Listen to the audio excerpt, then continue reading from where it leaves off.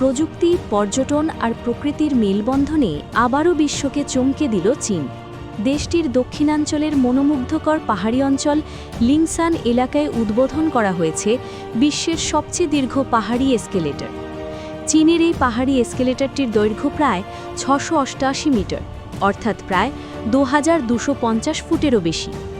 একসঙ্গে শত শত মানুষ এতে যাতায়াত করতে পারেন, আর ওপরে ওঠার সময় পুরো পাহাড়ি দৃশ্য যেন চোখের সামনে জীবন্ত হয়ে ওঠে।